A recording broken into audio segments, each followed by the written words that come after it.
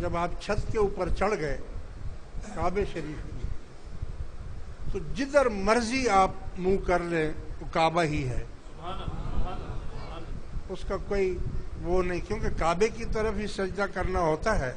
اور چونکہ آپ کعبے کی چھت پر ہے تو کعبے کا کچھ حصہ تو اس طرف بھی آئے گا، ادھر بھی آئے گا، ادھر بھی آئے گا، ادھر بھی آئے گا، چاروں طرف آئے گا، کارنر بھی آئے گا، ہر طرف، بس جدھر بھی آپ منہ کر کے کھڑے ہو جائیں گے تو سجدہ جائز ہوگا، ناجائز نہیں ہوگا۔ ایک بات۔ دوسری بات یہ ہے کہ اگر کسی نے خواب میں یہ فرشتے کو دیکھا ہے تو زیادہ امکان تو سچ ہے اس کا، کیونکہ کعبۃ اللہ شریف جو ہے وہ پاک جگہ ہے، اور خانہ کعبہ اور حضور علیہ الصلوۃ والسلام کی صورت کوئی شیطان نہیں بنا سکتا۔ لیکن پھر بھی میں آپ کو یہ بتا دوں کہ اگر خواب نبی دیکھے تو وہ تو 100% وہی ہے، وہ صحیح ہے، اس میں کسی قسم کی بھی اس میں شک شبے کی کوئی بات نہیں ہے۔ اگر اللہ کا نبی یا پیغمبر یہ خواب دیکھے تو اللہ کی طرف سے وہ وحی ہی ہوتی ہے، اور ولی اور نبی میں یہی فرق ہے۔ ولی اور نبی، یہ بھی کوئی اچھے خواب ولی ہی دیکھے گا، کوئی اللہ کا ولی ہوگا جو دیکھے گا، لیکن اس کے اوپر ہم مکمل اعتماد نہیں کریں گے، کیونکہ نبی اور ولی میں فرق ہی یہ ہوتا ہے کہ نبی جو بھی خواب دیکھے، وہی آئے، فرشتہ آئے، وہی کی گفتگو جو وہ بول دے، وہ سب سچی اور صادق باتیں ہیں، اس میں کسی قسم کی شک کی گنجائش نہیں ہے۔ چاہے وہ جبرائیل علیہ السلام آ کر حضور پر وحی نازل کرے، یا ابراہیم علیہ السلام خواب دیکھ لے کہ قربانی کرو، میرے بیٹے کو قربان کرو، یا نوح علیہ السلام خواب دیکھ لے، یا آدم علیہ السلام خواب دیکھ لے، یا عیسیٰ علیہ السلام خواب دیکھ لے، تو یہ سچا ہے۔ یا رسول اللہ صلی اللہ علیہ وسلم اپنی زبان مبارک سے جو فرما دیں، جو بھی فرما دیں، حدیث ہو، وہ 100% بلکہ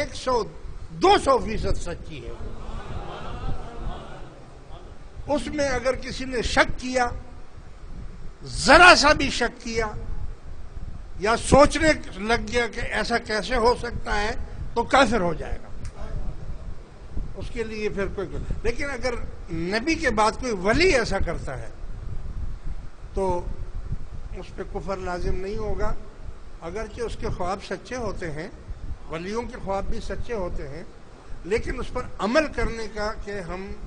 ہمارے لیے حکم نہیں ہے، ہم اس پر عمل نہیں کریں گے کہ اگر وہ یہ کہہ دے کہ بیٹے کو ذبح کر دو، ہم نہیں ذبح کریں گے۔ اگر ولی خود خواب دیکھے کہ میں بیٹے کو ذبح کر دوں، یا خیرات کر دوں، یا اس کو قربان کر دوں، تو وہ خواب نہیں ہوگا، کیونکہ نبی اور ولی میں فرق ہی یہ ہے کہ نبی کی جو خواب ہیں اس میں شیطان کا دخل ہی نہیں ہے، اور جو ولی ہے اس کے خواب میں شیطان بھی آ سکتا ہے، شیطان بھی اس کو دھوکہ دے سکتا ہے۔ اس لیے وہ ہمیشہ وہی کام کرے گا اللہ کا ولی جو شریعت کے مطابق ہو۔ اگر وہ خواب اس نے دیکھا ہے اور وہ شریعت کے مطابق ہے تو وہ سچا خواب ہے، اور اگر وہ شریعت سے ٹکراؤ کر رہا ہے تو پھر وہ خواب شیطانی ہے، پھر اس کو لا حول ولا قوت الا باللہ العلی العظیم یہ پڑے گا۔ یہ تو ہو گئی بات آپ کے کعبۃ اللہ شریف کی اور فرشتے کی۔ اگر کسی نے دیکھا ہے، سچ بھی ہے، تو الحمدللہ اس کو مبارک ہو جس نے یہ دیکھا، اور اگر سچ نہیں ہے تب بھی کوئی اعتراض کی بات نہیں، کیونکہ وہ نبی نہیں ہے۔ دوسرا سوال آپ نے پوچھا ہے کہ مرشد کے پاؤں کو چومنا منع کرتے ہیں تو کیا ماں کے پاؤں کو بھی؟ نہ مرشد کے پاؤں کو چومنا منع ہے، نہ ماں کے پاؤں کو چومنا منع ہے، نہ گدھے کے پاؤں کو ہاتھ لگانا منع ہے، نہ گھوڑے کے پاؤں کو ہاتھ لگانا منع ہے، نہ ہاتھی کے پاؤں کو پاؤں سے ہی باندھیں گے تو ہاتھ لگائیں گے نا اس کو۔ ہاں تو یہ منع نہیں ہے، لیکن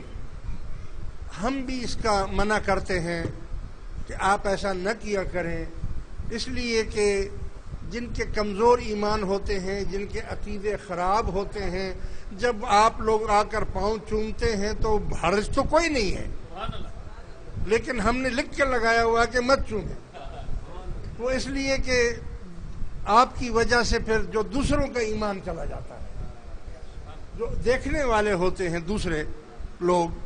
ان کا ایمان چلا جاتا ہے، پھر وہ بیچارے 100 باتیں کرتے ہیں یا پھر بھاگ جاتے ہیں، آتے ہی نہیں ہیں اس طرف، اس لیے ہم منع کرتے ہیں، حکمت کے لیے منع کرتے ہیں، چومنا کوئی منع نہیں ہے۔ آپ منہ چومیں، آپ ہاتھ چومیں، آپ پاؤں چومیں، آپ اپنے بچے کو چومیں، اپنی بیوی کو چومیں، سمجھ گئے نا، اپنے دوستوں کو چومیں،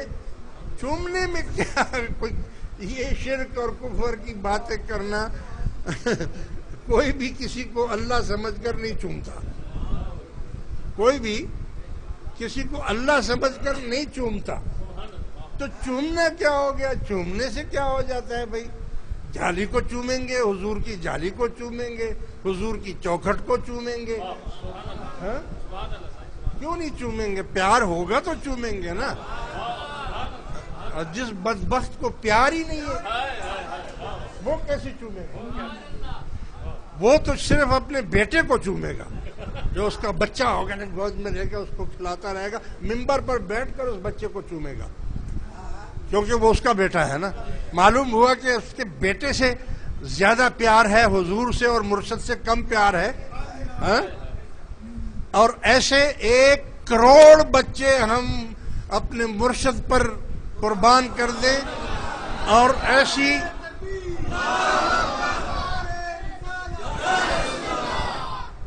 ایسے کروڑوں بچے ہم بلکہ اپنی جان بھی حضور کے اوپر قربان کر دیں، اس میں کیا ہے؟ چومنا چومنا چومنا، اللہ اکبر۔ ایک مرتبہ مجھے ایک بات اس پر یاد ہے، ملفوظات شریف سائیں پیر سے روزے دھنی رحمت اللہ علیہ کے ملفوظات شریف میں لکھا ہے کہ ایک مرتبہ آپ بیٹھے ہوئے تو پیر سائیں روزے دھنی کا، اور ہور قوم آپ جانتے ہیں کتنی سخت ہے، پیر پگارا کے اس میں آپ نے دیکھا ہوگا کہ